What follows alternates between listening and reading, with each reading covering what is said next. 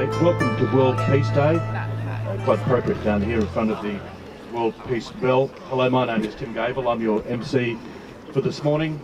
If you're not from Canberra, this is what the weather's like 24/7. Absolutely beautiful. We're going to start. We still have children who are sold like animals.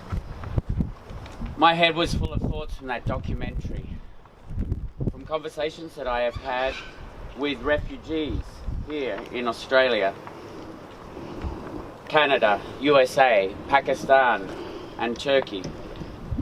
My mind was chewing over the use of the word normalization in terms of the United Arab Emirates and Bahrain's decision to sign a treaty with Israel, while these same nations blockade their neighbour, Qatar. We appear to be living in a world where everything is topsy-turvy. But thoughts were not the only thing that pinballed through my head. There were also images, powerful images. Images of the floods in Sudan, of the refugees in Lesbos, of the BMI protesters in the States, of Belarusian women standing arm in arm to protest, and last, but by no means least, the images coming out of the intra-Afghan talks. Peace seemed like an unrealistic goal for me to achieve for my own self, let alone to begin to talk on the matter of world peace. But that is what I'm here to do today, and so I'm going to do my best in the allocated time to give you some thoughts that run through my head when I think of peace. Because for me, peace is not the image of a dove or a rainbow, as lovely as they are. I agree with Jodie Williams, Nobel Peace Laureate, who said that peace is sustainable peace, with justice and equality for all. It is sustainable peace in which the majority of people on this planet have access to enough resources to lead dignified lives, where these people have enough access to education and health care so that they can live in freedom from their want and freedom from fear.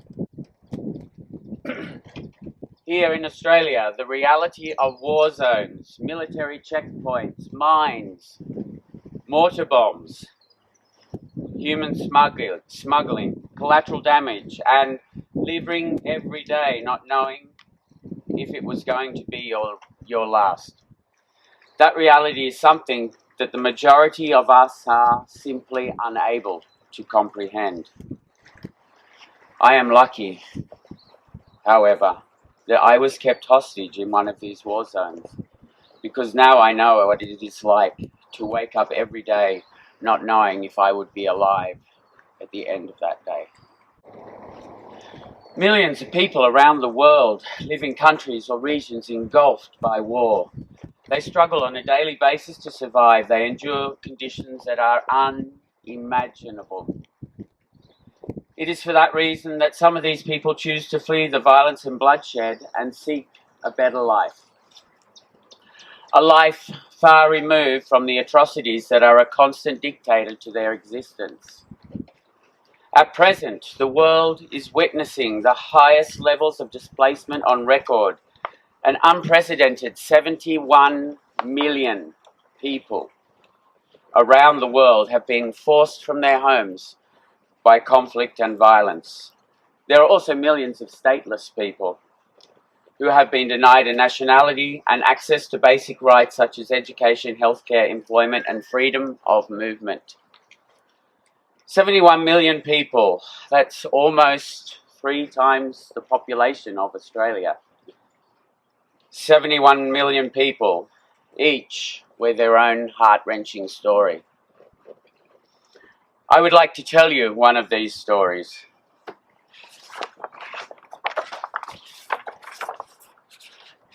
On the evening of the 13th of August 2020, in Istanbul, a young Afghan refugee, Dawajan Ahmadzai, had an argument with his flatmate. Later that night, Dawajan's flatmates returned to the house with around half a dozen other young men. They attacked Dawajan and they beat and kicked and knifed him to death. Dawajan was killed in the apartment that evening. Tragically, no one came to his aid. Look at the face of this young man in this photo. He only wanted to escape a life of bloodshed and violence and to support his family. He worked and sent money home to them and made the best of his life as a refugee in Istanbul for 3 years. He longed to return home one day and be reunited with those he loved. Instead, he was sent home to his family in this crate. The question that I'm left asking myself is, how can we help to stop such tragic loss of life?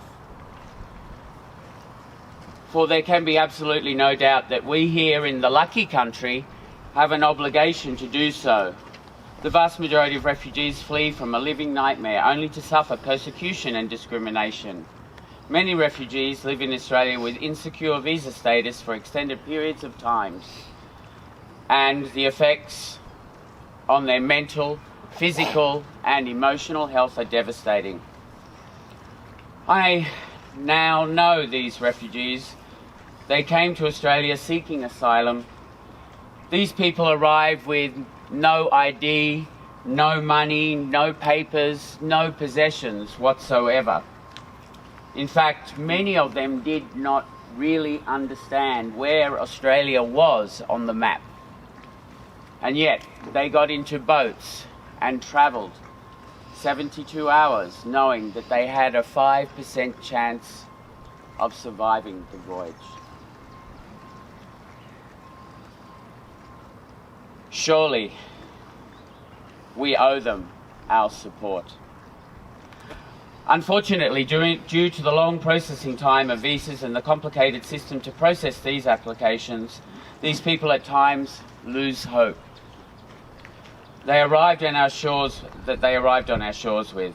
I personally know of refugees from Afghanistan who have lived here for close to a decade, and after enduring great hardship to travel to Australia, after escaping even greater hardships, they elect voluntarily to be returned to their homeland.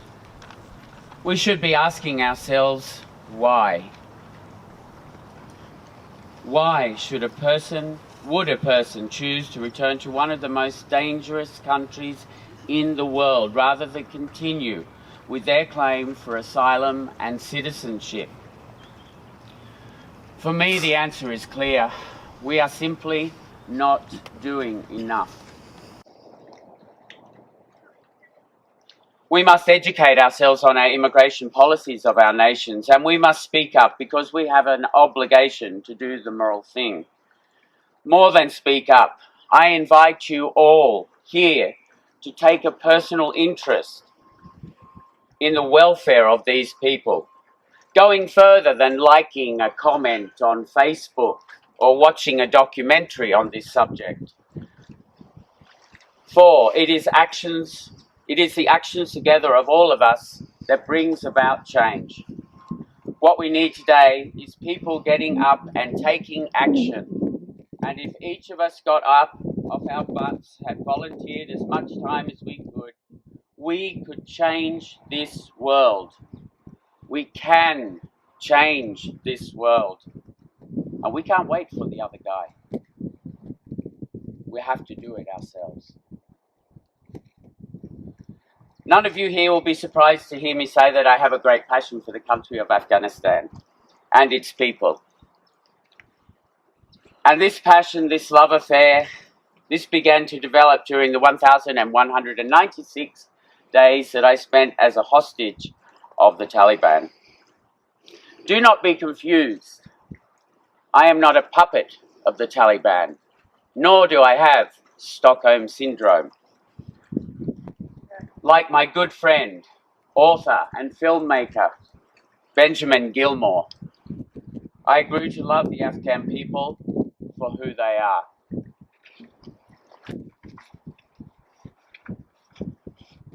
For 40 years, Afghans have been the brunt of proxy wars, international intrigue, and domestic and foreign intelligence services playing them like chess pieces. Civilian casualties at the best are staggering over the last 4 decades, and we in Australia are certainly not blameless either.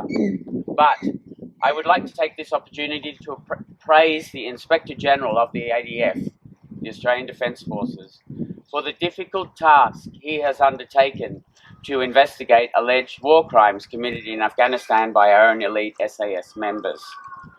May we have courage that our own soldiers have to accept the results of this report and to support the Australian Defence Force in its effort to address these matters. For it is one thing to recognise grievous error, but another to have bravery to address it openly and honestly. The people involved in intra-Afghan talks at this moment must have the bravery to do the same. The fact that the Islamic Emirates of Afghanistan and the Afghan negotiating team are meeting at all is nothing short of a miracle. I'm sure there are many ambassadors here today who can tell you that. The fact none of this would have happened if it wasn't for the work of the peace-promoting nation of Qatar. They contribute actively to the efforts by international community to maintain international peace and security, support the development processes without which the desired goals of the United Nations would not be achieved. This commitment to peace is not without cost. They are currently the target of a blockade put in place by their neighbouring countries, and I urge our government and the people of Australia to support the crucial role that Qatar plays on the world stage and to strongly condemn those involved in the blockade in the country. I also urge Australians to educate themselves on what is really going on in Afghanistan. To do that, you need to look beyond mainstream media and do not let your mind be caught up or influenced by the grainy videos of masked militia kidnappers or the scenes of executions that we have seen too often online and in the media. Those days are past. The Taliban are not the same organisation that once governed the country. They have changed. And it is up to you to make that decision, that educated decision as to how they have changed. Finally, I ask the Government of Australia, the same government that worked so tirelessly to secure my own freedom over almost 4 years, to show the world that they will not sit idly by as others suffer. I ask them to join, or to continue to join, with a multitude around the nations and a multitude of nations around the world and show a strong commitment to the intra-Afghan talks. I urge them to continue to invest in projects that benefit the poor and war-weary nation of Afghanistan, but projects with transparency and accountability.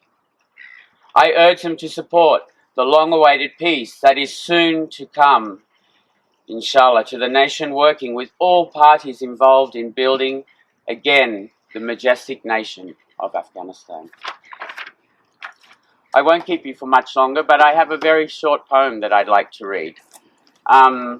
I did spend quite some time sitting in a small room, so I had to come up with ways to pass the time. So I wrote some poems. I don't know if they're any good or not, but they kept my mind busy, and I think they saved my sanity at times. And when I look back on them, for me, I see a great reflection of what I was going through, particularly with the poetry.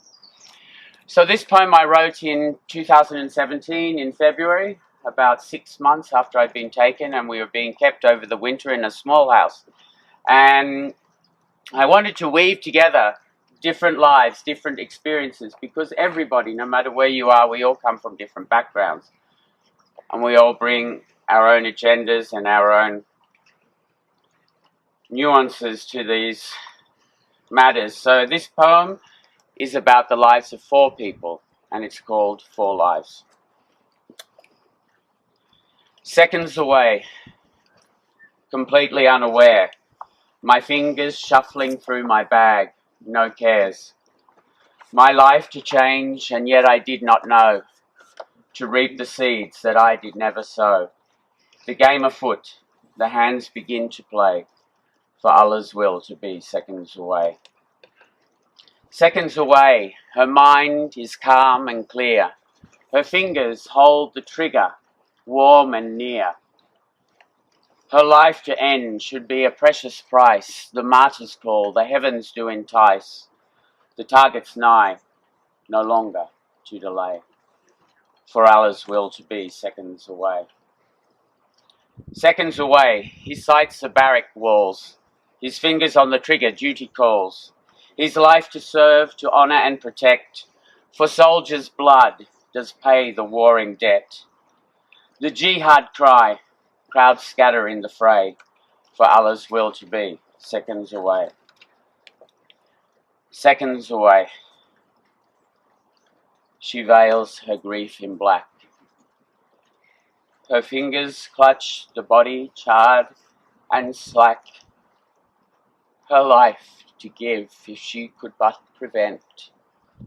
For one more touch, her senses do torment.